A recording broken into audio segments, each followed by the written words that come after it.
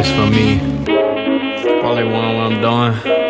Every day in the studio. Every day in the studio. Every day no fully shit. In the streets with the Yeezys on. In the streets with the hoodie up. No. Games. Well, it's one of the hottest days in the summer yet again. But we're back in here again with the Play No Games podcast. It's Minimal AC. Minimum AC. We staying cool though. You know what? I got We the trying. exactly. I got the beanie just to give the misdirection on y'all. It ain't that hot.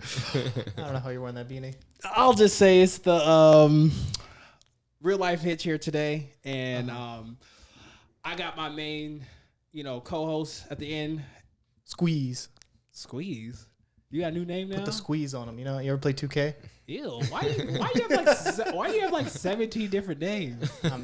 It's just Cas over here. No, okay, it's Cas. And we're here with the Play No Games podcast / show.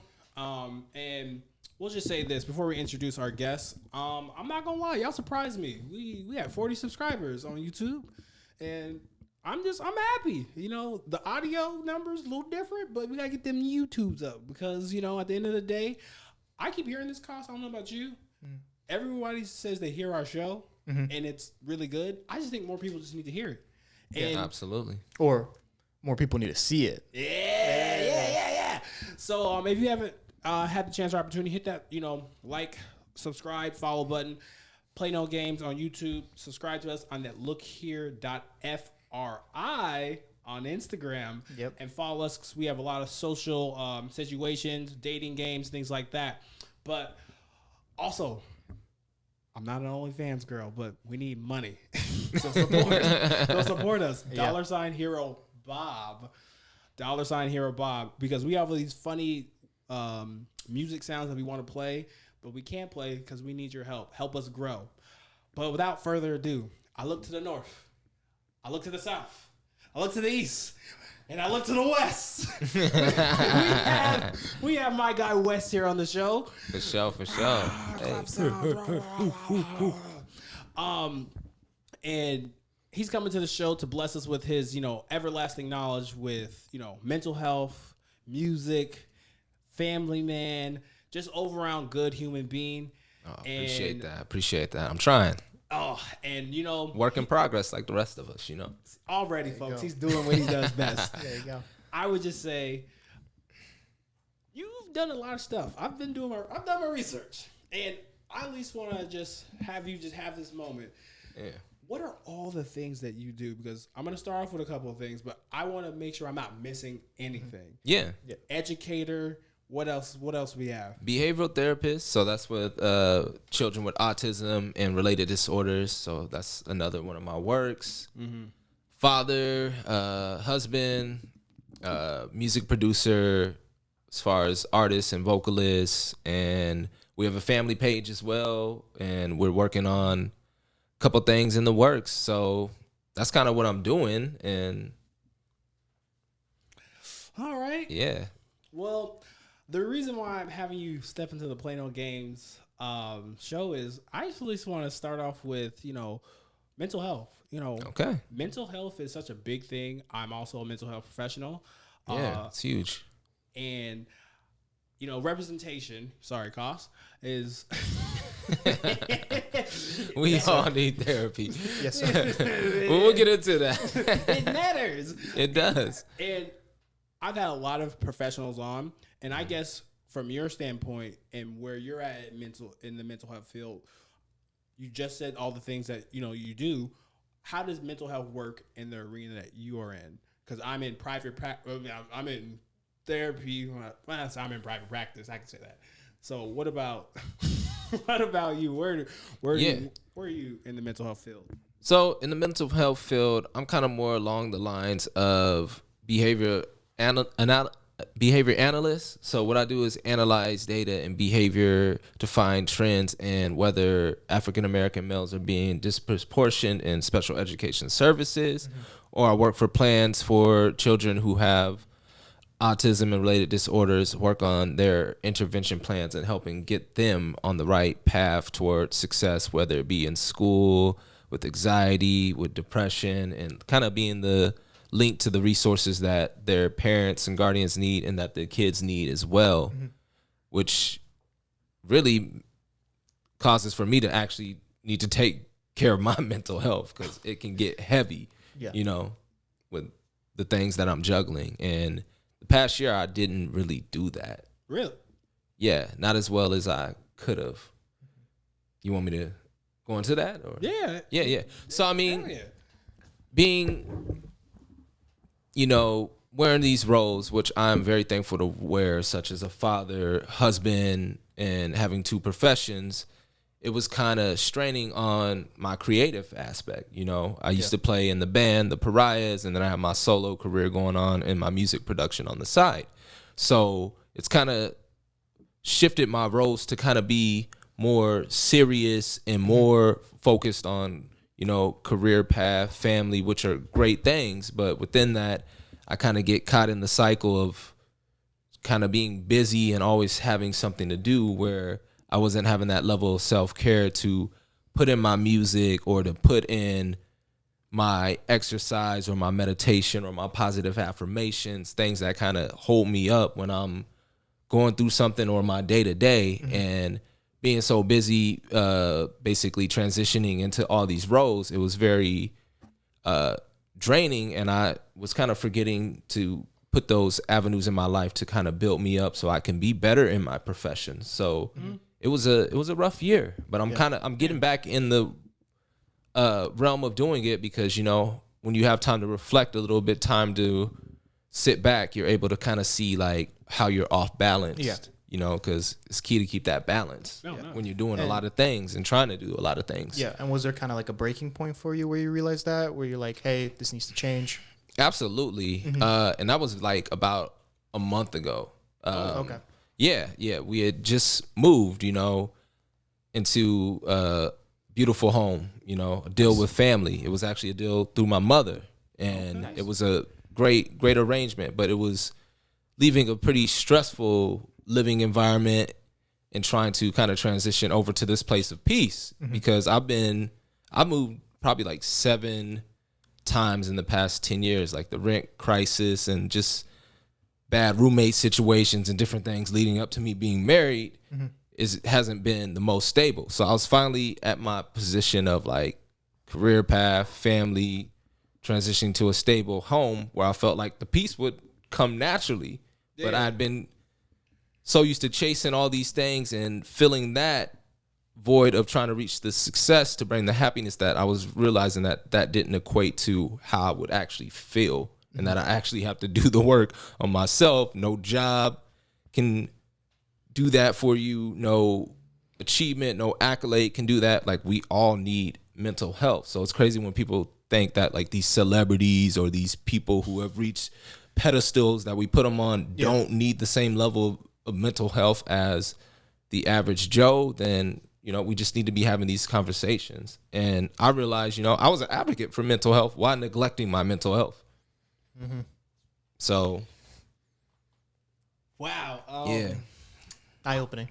Yeah, it's been eye-opening. And I'm on the road to it, you know. I've done a couple things to just kind of make sure I get back to that, connecting with nature, taking a couple trips, letting go of control so I can get help and alleviate more time for myself and the things I want to do. Because sometimes my attribute is I do want to do a lot. And I do want to say yes to a lot of things that I need to start saying no to if my plate is already full. You know? You know, I didn't think I was going to say this on this show. Not this rebuttal to this, like, I agree 110%, but I recently myself have got into not my clinical supervision, but I got into like my own, I'm seeing my own therapist currently right now. Oh, yeah. And y'all, what he's saying is so true. And it's not just because we're a mental health professional, because, you know, constantly trying to single you out again. It's just like this whole myth that we have with hard work. Yeah. And no days off, no breaks. Yeah. And if you're in a helping profession, right? If you're in a helping profession, or if you're on a plane or whatever. Well, no, I'm not going to use that. In a helping profession, if you are not taking care of you, and if home is not good, the quality of how you're going to help someone versus when you are fresh off of a vacation, you see in different colors. Yeah, absolutely. And it has to come to a point where we have to start normalizing taking breaks, even in our field, because I don't know if you hear this, but I hear this a lot as a social worker and a therapist, where we're superheroes and we can do all these things, and our plate keeps getting put on from professional. And then when our friends know that we dabble in that, they're like, well, you can talk to us about your problems. And you're kind of like, you're right. I'm kind of off the clock, but I mean, we love to be that for the homies. But sometimes, I mean, let's just talk to the homies. Sometimes they can reciprocate that too, because we work within the field and we can help, and we do have solutions that we've studied and worked on ourselves. But like sometimes we need just as much as support as we're dishing out. I just been key about that reciprocation. No, and I appreciate you bringing that up, and this is just a testament of like how we plan one thing to go one way and then it just goes the way it needs to. Because the normalization of breaks is not just mental health, therapist, professional thing. It's just an everybody thing, because I just hear a lot and get on social media and just see a lot of people just glorify not taking care of themselves and thinking it's going to pay off in the end. And they forget that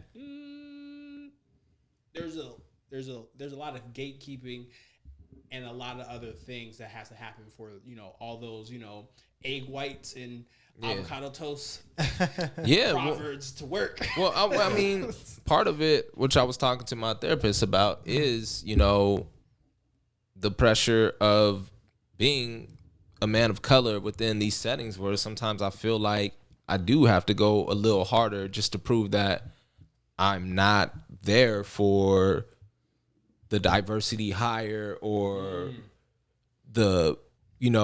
or I might feel like I have to accept a role just because they might perceive if I turn it down as I'm not like eager or as willing to want to rise to the occasion. But within that, then you get fueled by it to have those no days off type mentality that's so kind of ingrained in the culture as well of just work in America. So it's like a double-edged sword, but honestly, you got to zoom out sometimes and just kind of look at the bigger picture and where you're standing in it, because like you said, it does affect the sharpness of your work and your skill and what you're doing if you're not making sure your own self-care regimen is right, And I just want to speak to this as well when it comes to the representation. A lot of that stuff matters, and I don't know about you, and maybe afterwards you can kind of talk about a little bit of like, a little bit more surgical about what you do and like, the population you affect. But it's like,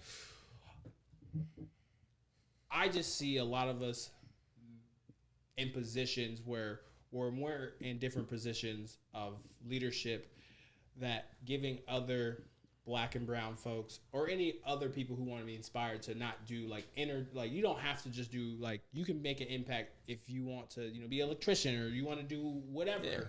And trades are great. Exactly. Trades are great. No, 1,010%. And it's just like I feel like people just get away from, if you're doing what you love, all that other stuff will follow.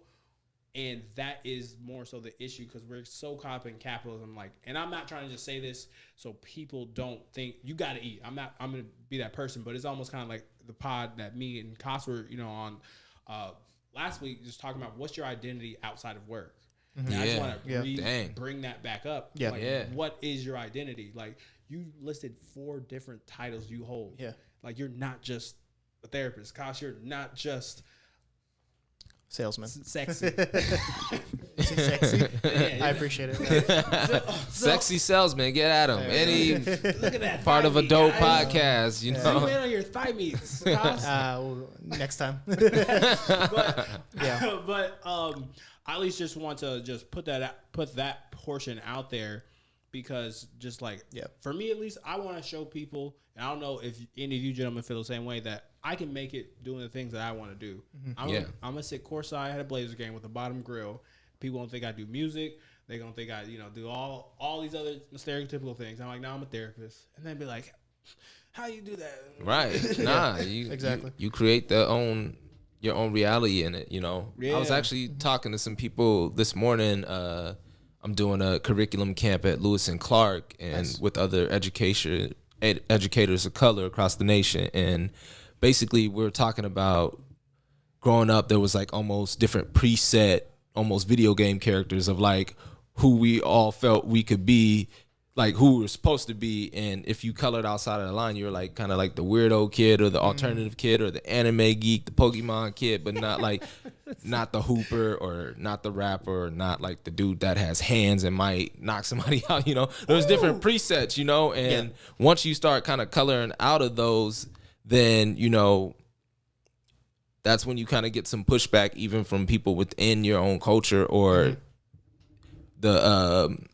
either the Caucasian culture might say like, oh, you're acting, white, or the black kids might be like, you're not black enough either, So then you're just trying to figure out who you should be when you're crafting your own thing, because like you said, you could be successful doing so many different things, but we have like different things that are in media that are pumped out the same narratives over and over again to tell young black men or young men in general like who they should be, when it's just like, define your own narrative. That's what I'm all about, and that's what I'm trying to craft as I'm learning life at the same time, because I kind of just stumbled into all these things that I was doing.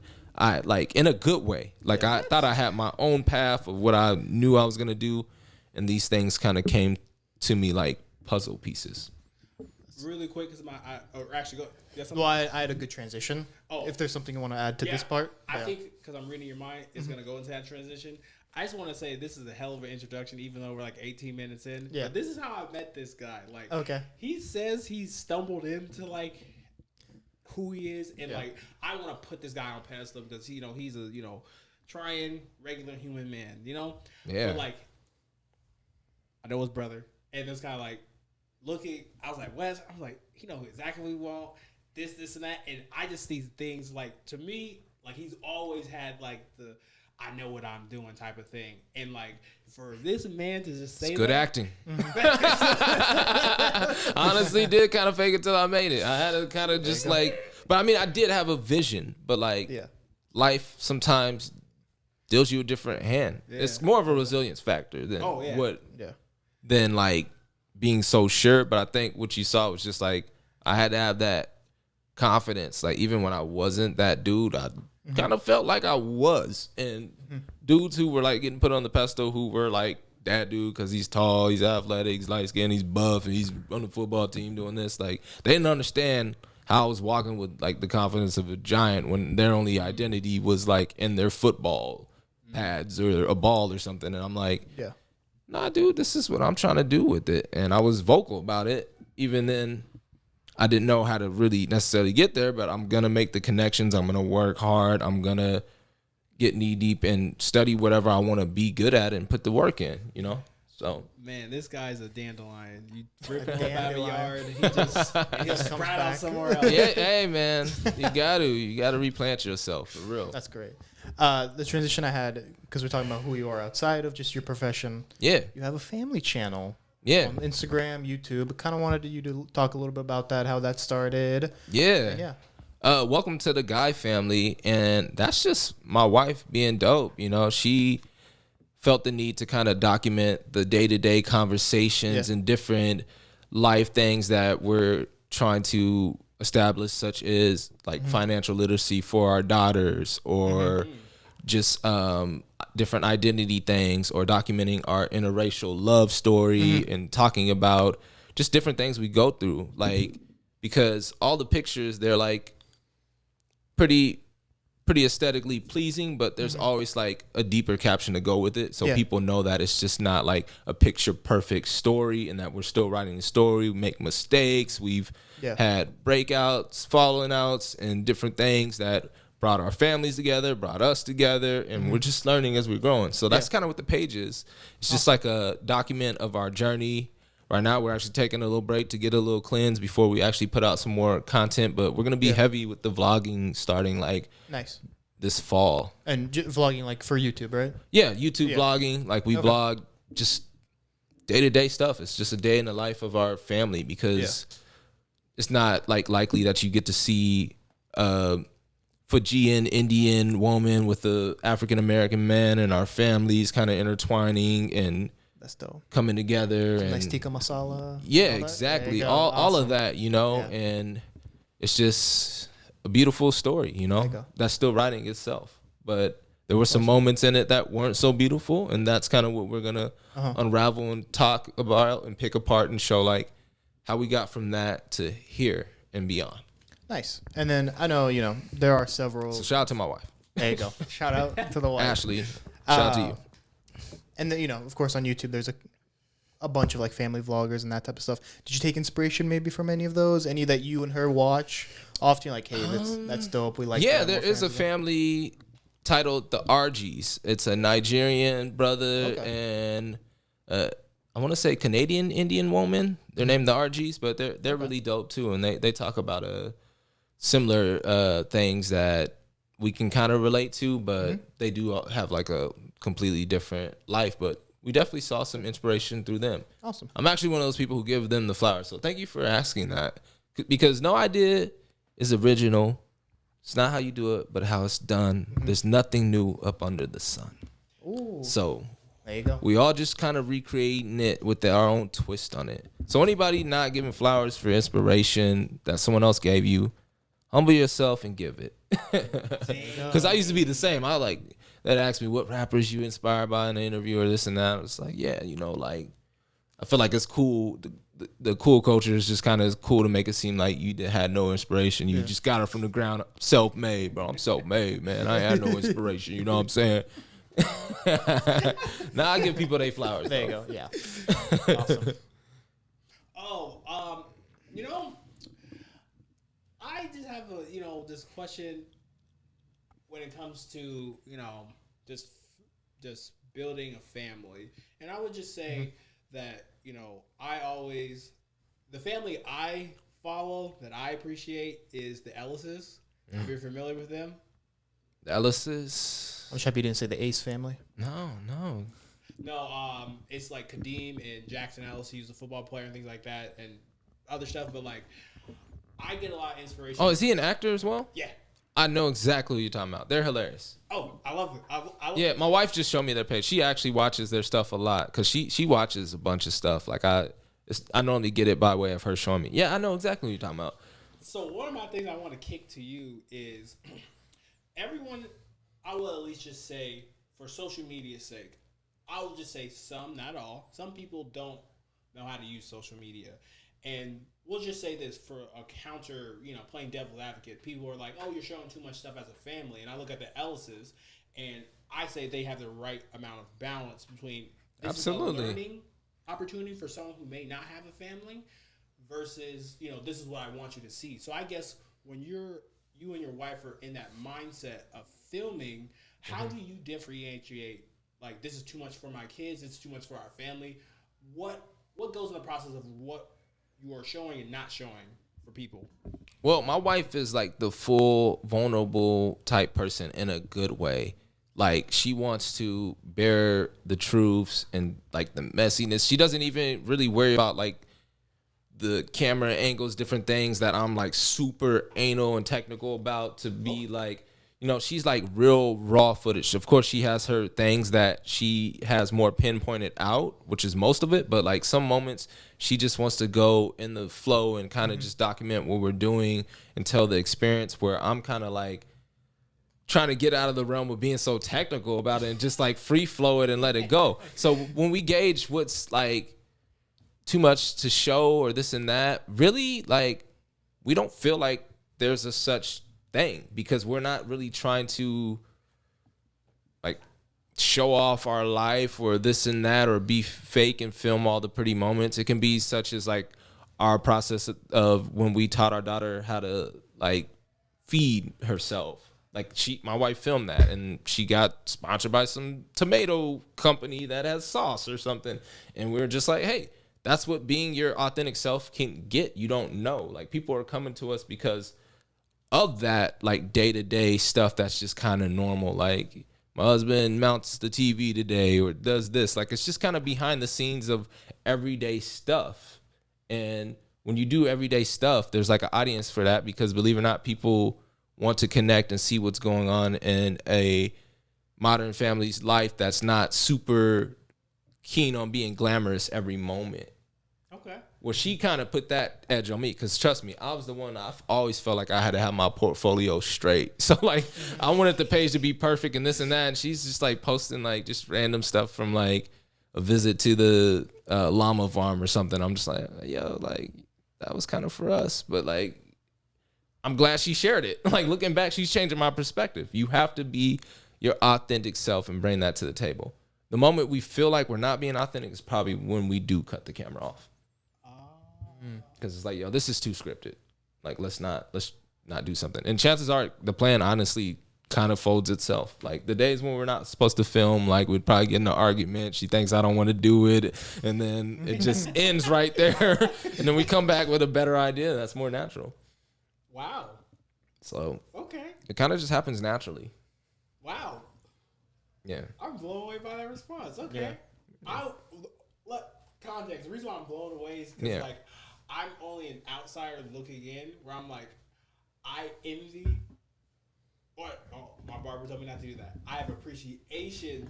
There you go. For folks like you and the Ellises, where I'm like, oh, I would want to do that in my future family, and then I always think where like I ain't gonna like I'll show some version of that, but not all the way because I want to protect my kids and do that. Like yeah, and it's just interesting to hear your perspective on that because I guess I was like waiting to hear like we do this and that. Like nah, we just we flow it because I mean the tension has to be right because me and a couple peers and family members we had babies around the same time, but it seemed like everyone was like pushing to make their baby like some social media star. So they're doing these hashtags, hashtag light skinned baby, hashtag Indian baby. I'm like, yo, dude, you don't have to go into the specifics to try to get the traffic your way. Like the baby's cute, it's gonna come there.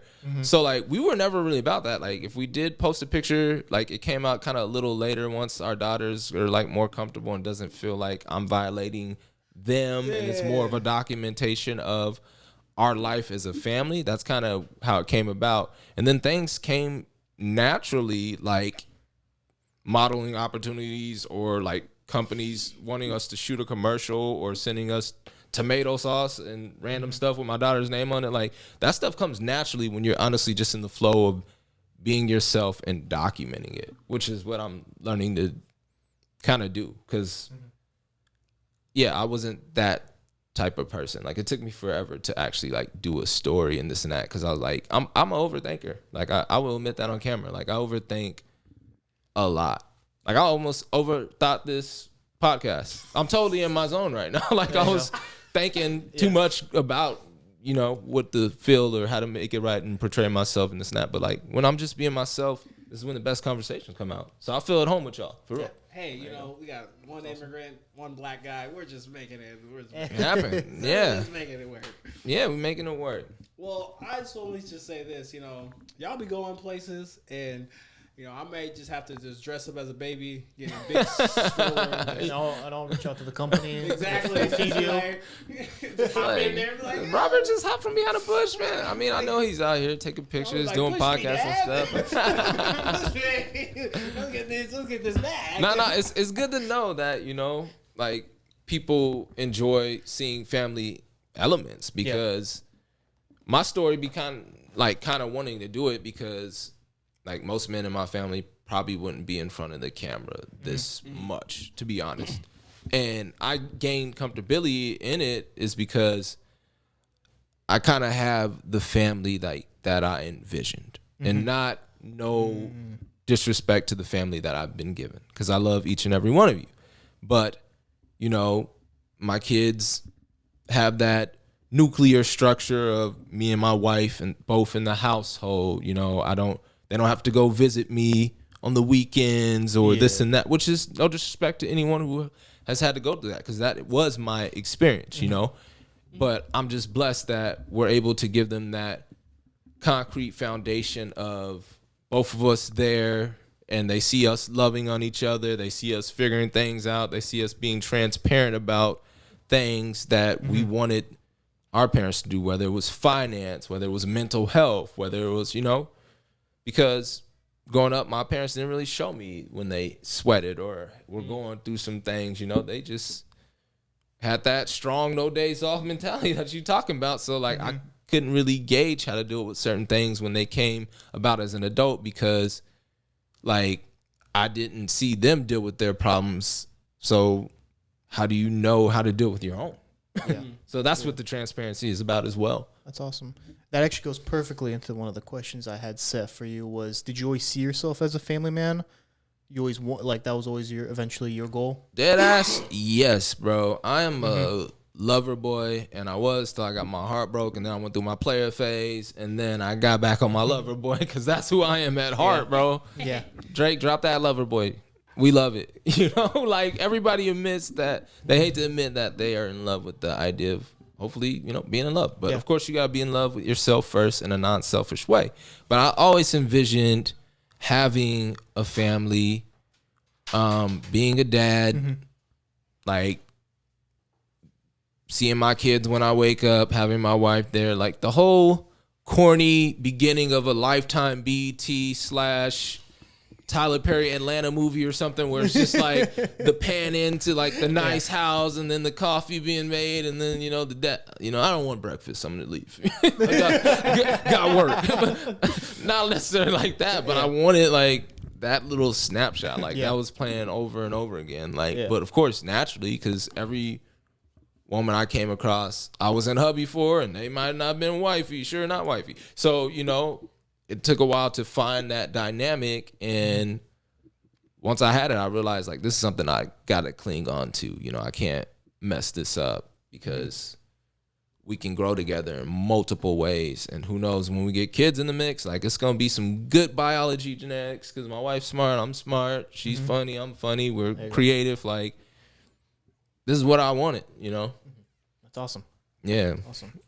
Wow. I just want to shout out, you know, Drake, because, you know, a lot of people don't know I got a heart in the back of my head, because everyone did it in the front, because, you know, me and Drake did it at the same time. No. Oh, we did. And copy Drake. And I just saw other people do it, and they did it wrong. And he said, man, let me put my own twist on it. Exactly. At least if So you're I going put to it on do the it. back, you know. That's what's up, man. It's gone now. It's not. But shout out to it's non-existent. Shout out to Mike Cage, you know, great barber, you know. Hey, plug him. Right, always get me right. I want to talk, even though after we do our commercial, I got some. We're gonna pick this back up. I don't want relationship wise. Yes, we're gonna pick it back up. Yeah, let's do it. We're just heating up. For you, in a sense of family, where when we look at the nuclear family today, it is so different. Casa's, you know, family's mold is different. Your family mold is different. My family mold is different, and the American dream is the white picket fence, 2-parent household, 2 kids, 1 dog. And we know that that's not it. Why is it so hard why do you think it's so hard for people to build a family? Not like the American dream, but a stable family. Because we're reaching and we're trying to get that. And we're failing because, you know, there's so many things that makes people a family. What do you think is the issue why people are failing to create wholesome families? I would say it starts with dealing with your own trauma and pain and whatever you went through that might hinder you building relationships, because family is nothing more than maintaining, building relationships and growing those relationships, because they're not going to always be perfect. I love my daughters. They're a baby and a toddler, and I know one day there'll come a point where we are at odds, but I have to be humble enough to repair those things. But I can't repair them if I'm not working on my own stuff, which I'm in the process of dealing with. It's because everybody's hurting in some way. We all carry pain. I don't know what might have happened, but different things that make us feel insecure in certain things based off of that pain or that fear. And until we deal with that, we continue to hurt each other. So it might not work with two people who have two separate pain triggers and traumas that are trying to come together to form a family. If the relationship's not going that well, I recommend that you don't bring that kid into the world. But then we're also in a fast-paced world where, we're byproducts of, parents that might not have been together, or parents that were only together just because the kid was on the way and they need to make the family work. Like, you got to make the family work because of you, and you want it, and the intentions have to be with that. But I understand there's situations that kind of prevent it from being successful to begin with, because both partners are not doing the mental and emotional work that each of them need to do separately to form a good bond and relationship. Mm-hmm. Because it can't be like contingent based of like keeping tabs of like what this person does, because that's conditional love. Mm-hmm. And when you're loving on conditions, it's going to be doomed from the start, whether you're loving your kids on the condition of if they follow your directions, or whether you're loving your lover based off of what they can do for you in the moment. It's because we're all conditional lovers, and we need to love unconditionally. That's what's fucked up with the families. Yeah. So did Blast get it right? Here he's kind of like, I don't want your love, I want your loyalty. Hey, I love Blast, man. That show sold out. I'm hurt. Should have got it. I was playing with it too much. These shows are back. Y'all better get y'all tickets to whatever y'all want to see, cause. Oh no, the boss got those tickets. Yeah, we were trying to do a promotion with Playing on Games and the last concert, but I was on there. Hey, I got hold, but it's like that sometimes. So, yeah, he might have been right with that. Love is great, but relationships can't survive on love alone. Mm-hmm. And that's the false myth that we feel like society is telling us, that if they love you, if they this and that, if you love me, like we throw it around so easily. But like, yeah, you need love, you need loyalty, you need reciprocation, you need forgiveness, you need maturity to admit when you're wrong, say sorry. Like there's different things that go with it to make it stronger. Yeah. And those are the things we're lacking. We need to work on those things, myself included. I'm not perfect. I'm a work in process. Neither am I. I'm just want to make that very clear. I'm ever failing. I don't have the answers, Robert. I have some of the answers.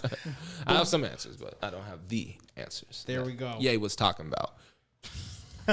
He still hasn't dropped down to, and I'm pretty sure when. Oh, no, he's trolling. Sure this is part of the marketing plan. This is always a strong. This is genius. Market plan. He's a Kanye. I hope he puts on a floppy disk.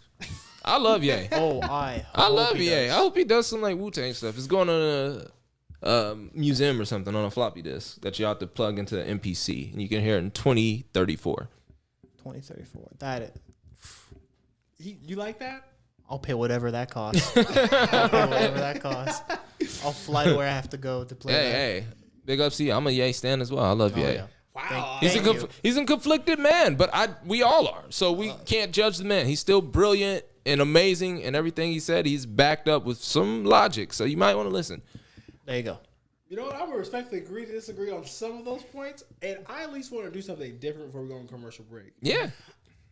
I don't know about you, Cas, but I definitely heard this man pour out like pure gems, like gold, gold you find in Muppet's Treasure Island, like the big blue thingy. That. Oh wow, you taking it back? Man, some of these viewers ain't gonna know that. Do you know about Muppet's Island? Nope. Okay, this is great. This is my own hands. So one of the things I at least want to have us on record is one thing that really spoke to me was generational curses, because like you're currently right now beating one of those generational curses. Oh man, I'm beating it. Some days it's beating me. but I'm beating it. Exactly. Because it's on my mind to beat. Like, literally, like, I think about these things. I thought about these things. Like, what's that one? Because I want each of us to talk about one generational curse that, me and Cas will, work on in the future and what you're currently working on right now. But, you have the floor. But what's one thing that you're doing right now to fight back that generational curse of not repeating that same cycle?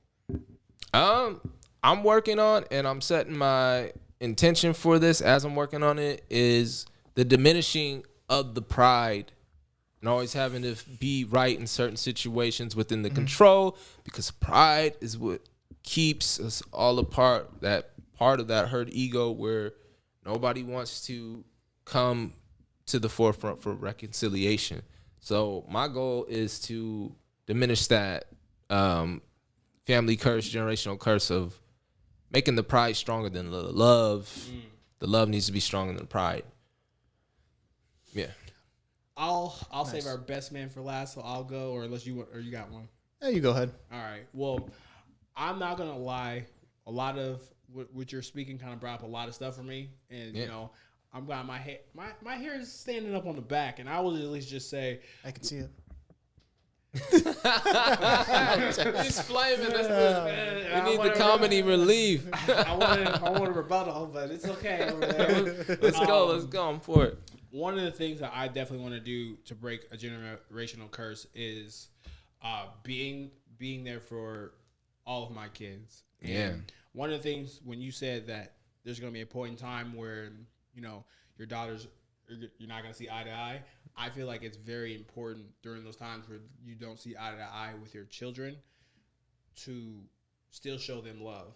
Yeah. Like, you can still be upset with them and show them love, or you can still be, loving from afar and showing them that you can do that. Because I feel like a lot of families and a lot of even relationships, like you were talking about, it's going back to that conditional stuff where like everything is so conditional and it's not. And someone has to be the bigger person. And absolutely. Like that's one thing I at least want to do for my family, for even my wife and, my future kids, that I will always show them love even when it's, not there or anything like that where I'm upset, or vice versa, because I feel like that is the way to go. Yeah. And you got to look at it as, is this really something I'm upset about because I'm genuinely feel like it goes against the morality, or is this just something I'm upset because I can't control? Because that's where most of that pride and that ego stuff and that separation comes in. It's not a matter of disrespect or something that goes against what you're basically stand for. It's just like you really can't control the situation, and we get upset about that. And times my parents got upset about that, and that's kind of what we need to do. We need to get off that conditional form of it and support even when we don't agree with it 100%, because if you have allowed somebody's chance to explain and kind of get into it, there's probably some reasoning behind it. And if not, let them make a mistake. Shit, they got to learn. You got to learn. Yeah. I mean, if you dropped the gem and someone kicked it like a rock, what could you do? You dropped the gem. They dropped it, actually. You gave it to them. They dropped it. Pick it up and save it for later. Yeah, exactly. There you go. What generational issue I'm trying to say change in my life, or my okay. A little more barbaric, I'd say. So, coming from a communist country, my family has a large history of domestic violence within the family. So my dad, my grandpa would come home, beat the living hell out of my dad and my grandma. Yeah. Props to my dad. Never touched me, never touched my mom. Didn't mean he didn't yell at us here and there. But I'm trying to be even better than that and kind of break that to where, like, the verbal I never verbally or, like, physically abuse that. And then, it's just breaking that cycle. Yeah, even some of that's prevalent within my family, too. And even just, raising the voice or the physical aspects of it, that's something that we don't need within the households, because stuff like that scars children for generations, And thank you for sharing that truth, bro. Thank you. We're sharing truths. Gentlemen, I appreciate the vulnerability we have going on right now. Hell yeah. And what they don't understand is when you're more vulnerable, you get more sexy. You see these biceps. You see those biceps? Your skin glows a little better. Everything. It's just like you bury your truth. Look at that man down there. He's delicious. He's plugging them. Hey, he plugged you twice. You better plug my man Rob on the next one, man. Why we, as we kind of switch over into more of our, my territory, even though more dating stuff, I have to, so much vulnerability going around and so much truth telling. I think it's time for us to tell the truth. Let's tell it. And as I get ready, and I'll just, we're going to, oh, there we go. So, I have to tell you guys the truth. We're going to be wearing masks again. And where's a great place to wear your mask? And for you to possibly meet the one, go downtown. There's a little place, little oasis, little island. It's called Suavecito's Bar and Grill. If you go there, mention your boy Rob Gill. And while you have your mask on, you can dance the hottest Latin and Black African music, African American music of all time.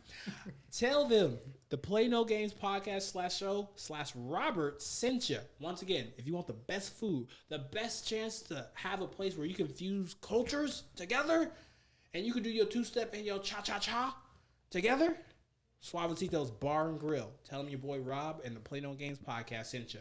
So, Kosh, you can wind this out. So, next shameless plug. If you made it through this video, I salute you. I freaking salute you. There we go. And you know what? I think it's time for all of you to, hit that subscribe button. Like, comment, let us know. $, herobob. Just give us $1. I'm gonna put it back into the pod. Get a better setup. When we have this guy back on, better experience. So please help me and Cas out. We're just trying to continue to be the most hardworking podcast here. But we need one more zoom in. We gotta zoom in on our guest because he's doing phenomenal things. Just because we didn't talk about your music, I know it's on Bandcamp. I know you released some things. Tell them where they can find you and plug on your stuff. Yeah, so my most recent project is called Shea Butter Soul. It is an instrumental music production project.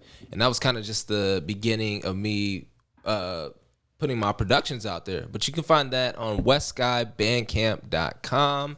And I actually am in the midst of working on my final album with lyrics. It's not my final album. I'm going to be venturing into strictly production for like placements on podcasts, commercials, other artists per se. That's kind of where I'm going. Yeah, I got y'all. Y'all need a podcast instrumental? I would love to be the one. So I am working on some stuff and in the midst of working on it. I don't have a date because I'm not the person to throw out dates unless my ducks are in the row. But I spent the beginning of quarantine working on a project that I'm about to finish out before the year ends. So that is the intention. All right. And that's where I'm taking it musically, production. Right. Where can they find your Instagram, your family's YouTube page? All that. So my personal page is at EST_93 Wes Guy on Instagram, and the family's Instagram and YouTube are both the same at Welcome to the Guy Family. Yes, sir. All right. Nice. Because I'm looking at time, because I'll just say this. I was able to peruse over a bit of that album. Trials and Tribulations was a good one. Yeah. I think it's called, let's see if I remember right. It's called, not on this album, but it was the very first thing. I shouldn't say very first thing, but it was on YouTube. It's called My Family Tree. Yeah, Family Tree. Yeah. He was out there on your music. I was out there on my in the woods, out in the gorge where we filmed that one. That was a fun one, man. I appreciate that one. I think next time I want to definitely get into more of your music, but I also want to make sure that we definitely talked about, even at least on the plugs, but I want to get off into, what everyone likes to talk about. Oh, yeah. Dating, relationships, because that's why I'm here. Everyone is at odds. Yeah, and, it's a different game right now. I yeah. honestly wouldn't know how to play it right now. It's so. It's a game. That's right. To start with, it's a game right now. You know. Okay. Between those trying to get out in the dating scene, nobody knows who's capping or not, who's being authentic, who's a facade, and egos are deflated. So people are having a hard time connecting outside the superficial, getting to know you stage. Once that's over, then they're kind of left with nothing to talk about. But I'll let y'all guide it. But the game is hard right now. It's tainted. So. I got my, as we get set up, my guy's we're gonna use some, softball pitches. Oh yeah. Let's go. Hit him up. Yeah. So, question we ask a lot of people on the show, kind of starting this segment, is, how do you really see love? How do you really define love? How do I define love? Love is the acceptance of growth and someone that you're connected with unconditionally while learning to love the great parts of that person, the parts that they need to work on, but not compromising the parts where they need immediate change. If you love them, you will encourage them to work on that part that they need to. And if they love you back, they'll see it as a form of acceptance of this is something I need to change. They might get offended at first. We all do. Mm-hmm. My wife's told me things that pissed me way off, but they were more than likely things that I needed to work on and change. Mm-hmm. So how do I paraphrase that? Love is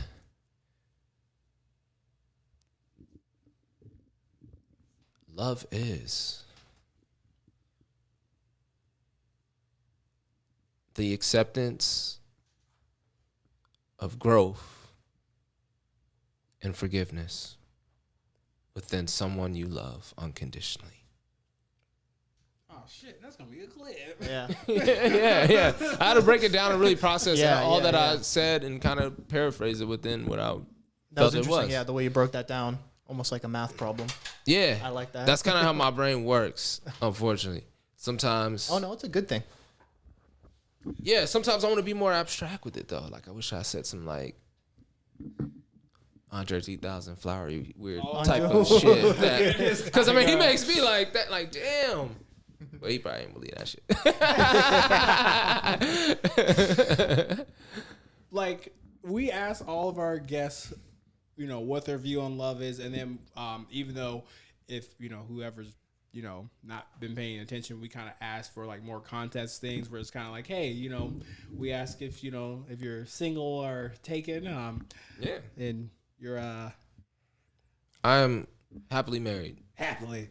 You hear that? You broke women that are staring on the sideline trying to wait to get in on this great interracial fusion. Hey, God damn it, you ain't got a y'all chance. Had y'all chance, man. You didn't fucked up. Look at them. Look at all that progress. I saw me at the Jackie's premiere, man. You just gonna see me there at the first night. Yeah. I'll be back in a little bit. In the good words of Riley Freeman, you gotta let these whole stargates from the sideline. Yeah. He's a genius.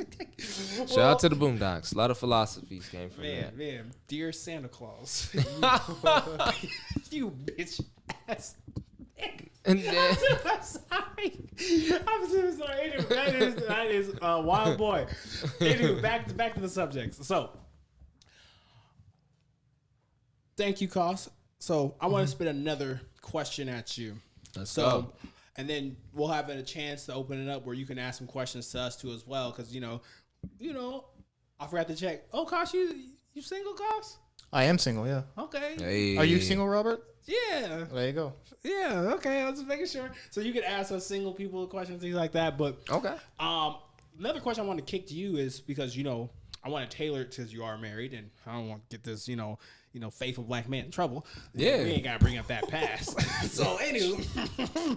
Come on, Robert. He's a faithful black man. But some reason my wife is real transparent about past. Like, that's not one of the things that we really get upset about.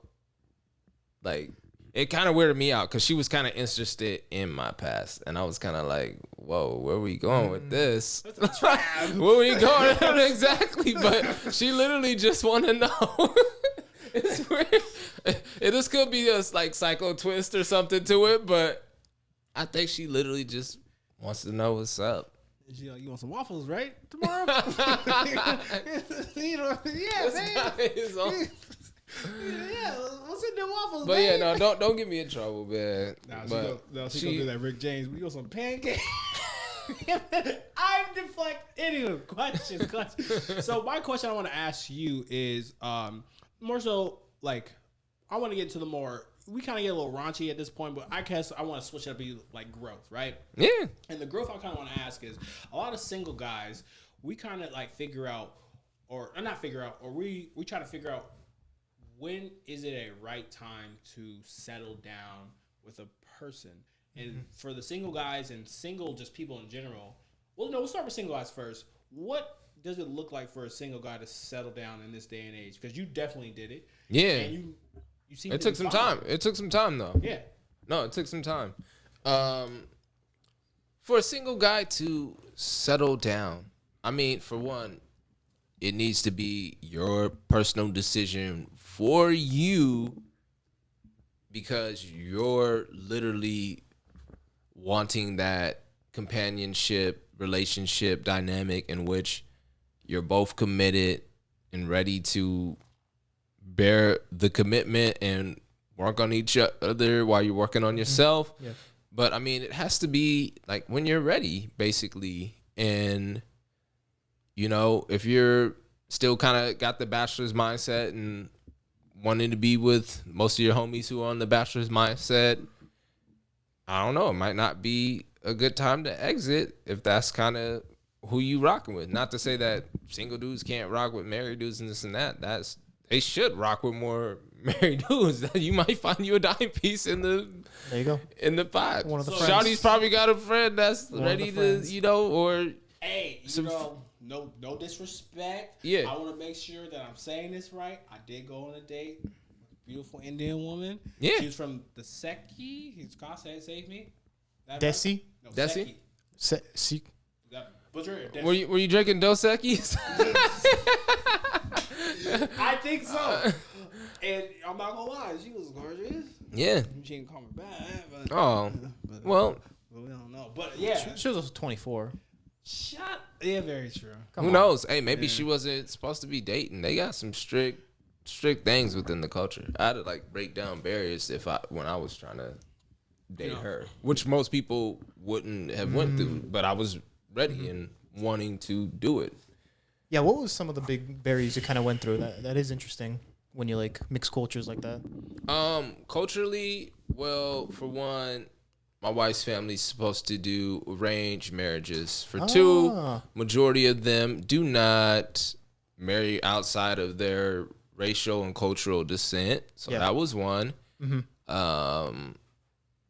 And three was it's just two different worlds. Being a black man in Portland marrying to a family that my world is foreign to, and vice versa. Their world is foreign to my world and my family's world. So it took a lot, but like really, we were naive at first. We were so in love that we weren't really worried about the cultural, parental aspects until other people started imposing it on us and making it more than what we thought it was. We were just two kids, young, dumb, madly in love, still figuring out ourselves while trying to figure out if each of us is the right person for each other. Yeah. Which it wasn't always like that. Me and my wife broke up many times before we got married and engaged, and it wasn't always consistent. We even saw different people at certain times before we came back to it, and other people wrote us off in different categories. But you got to listen to your own heart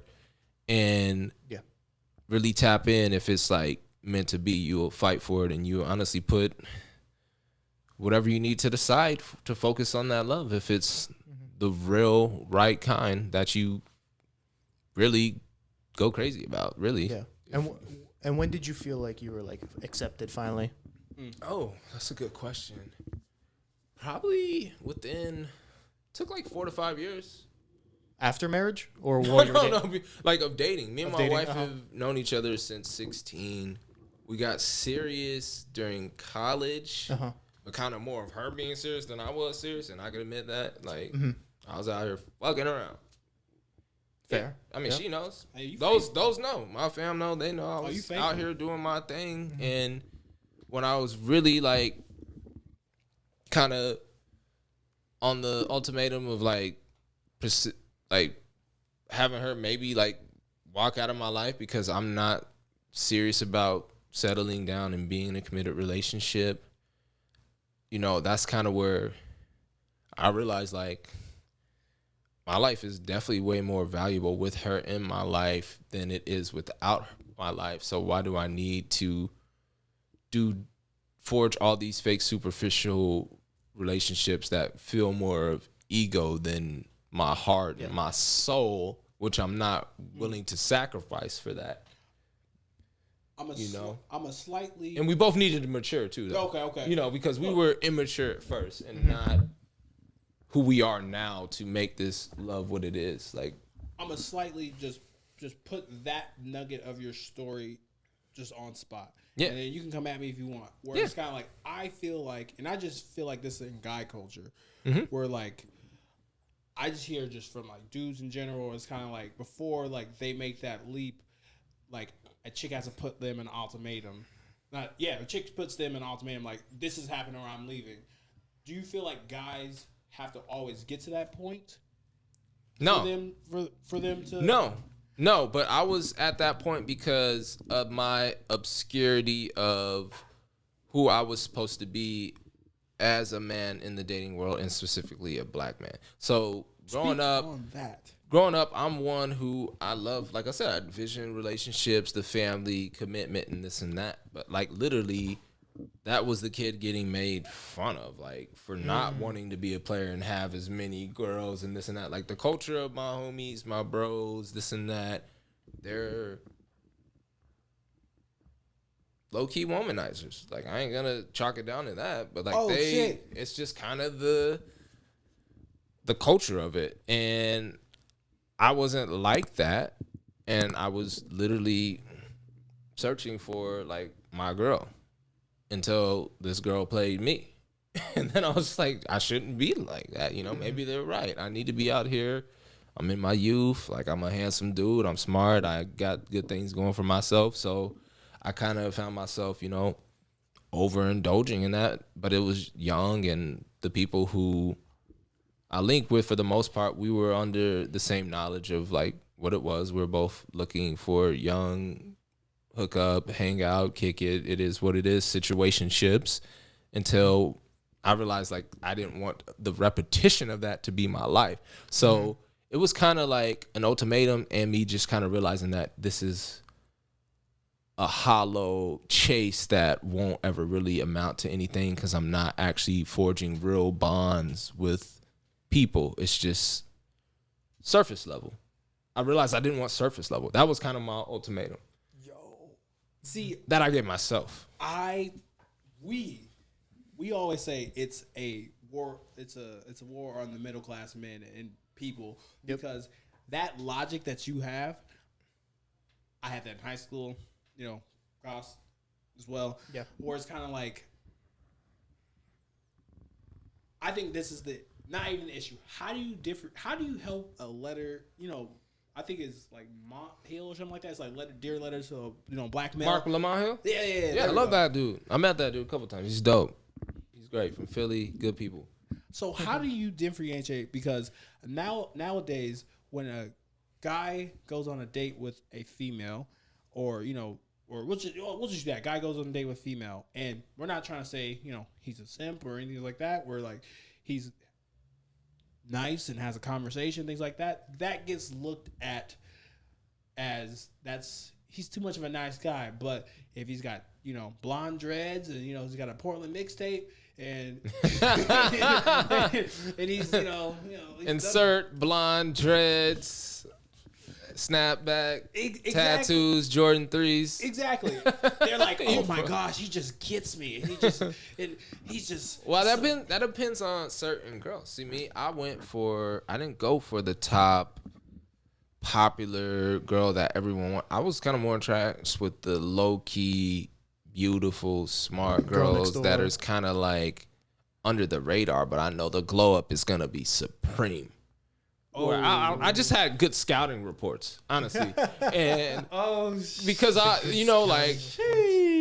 me, like, I'm honest with myself, like, I'm a good 7, but different things that I have bring me to a 10, but they don't know that by looking at me off the back, so I'm gonna utilize the 7, knock with another 7, and we're gonna build together and build it up to the top. Whereas different people who are like sought after, they start to get a deflation of the ego because these dudes are gassing them up. They in the DMs, their pictures is getting likes out the roof, whether it's a good one or not.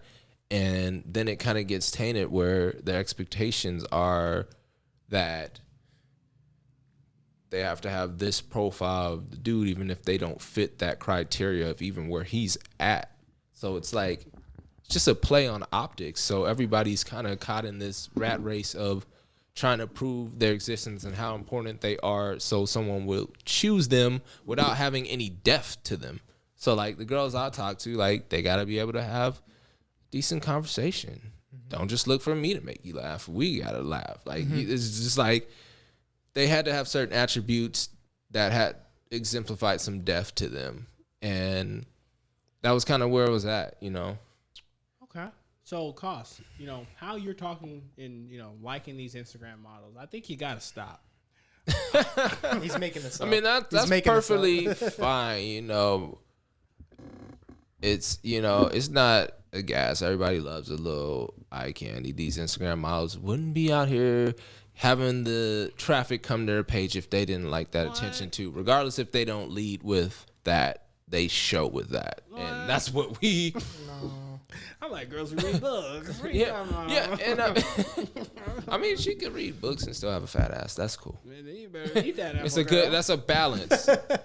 What Lupe said, mix Melissa Ford with Maya Angelou. Hey, ooh. I think that's a good balance, bro. So, me and Cas are gonna, we got this one more thing we're gonna kick at you, like a scenario, and then we'll leave like open-ended some questions, things like that. You can ask us about some single stuff. So, me and Cas know about this NBA player, and yes, he's a PJ Washington, and I'll pass it off to my boy. Do you want to tell my fellow friend what happened to PJ? Yeah. So if PJ was with never got married, right? No, I think they get married. Yeah, they did get married. With allegedly Brittany Renner, who is, I believe, on the hub, right? I want to say this. Allegedly, allegedly, she's on the hub. Goes by a different name. Might have seen her. Name. Not as Brittany, whatever. Allegedly.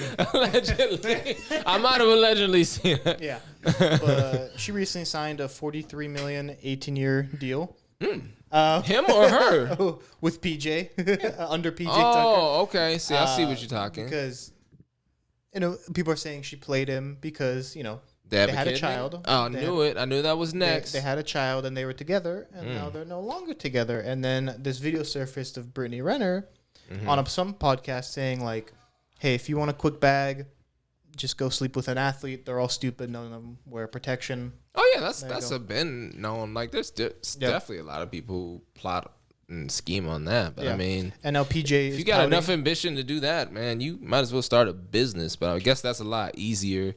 I'm not mad at her, though. He shouldn't be so stupid. So I'm on your side on that one, yeah. Wow. Yeah. Wow, you guys. I'm not saying she's right. I'm just saying I'm not mad at her. I can't feel for like PJ Washington. I don't feel for him. Yeah, I don't. So I don't. I looked it up a little bit. He allegedly has to pay $200K a month. I was like, I mean, is he a notable player? Is this the most notoriety he's getting right now? He's got a Jordan contract. He's a good player. He's good. Who's he good for? Hornets. He's it's. Why do they promote Lonzo more than him? I don't know this guy. I don't watch much of the Hornets though. He's probably their second best player behind LaMelo now. Maybe third best behind Miles Bridges, and there's 2 flies now. Okay. I don't know. We this is the podcast we're on. You guys who were listening to us on audio, we started the podcast 30 minutes in. There were no flies. Now there's fucking flies everywhere. There's like 2 flies. It's okay. I don't know where they're fucking coming from. We're almost done. It's your sweet skin, Robert. Hey man, it's all good. That's cute. But yeah, so PJ is, I would be worried long term. There's a reason athletes go bankrupt. They have spending styles, and eventually, you really got a 10-year career.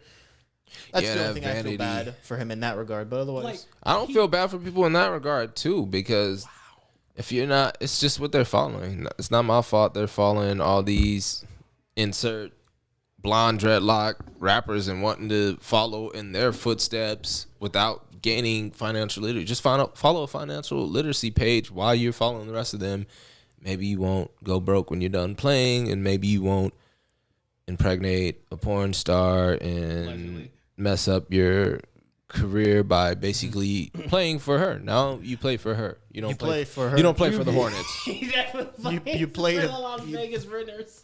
So to pay for that. I mean, that's a problem within itself. But I mean, there's so many other girls out there. Like if I was a hooper and I was single, like that wouldn't even be my go-to. Like why are they going for these like recycle bin?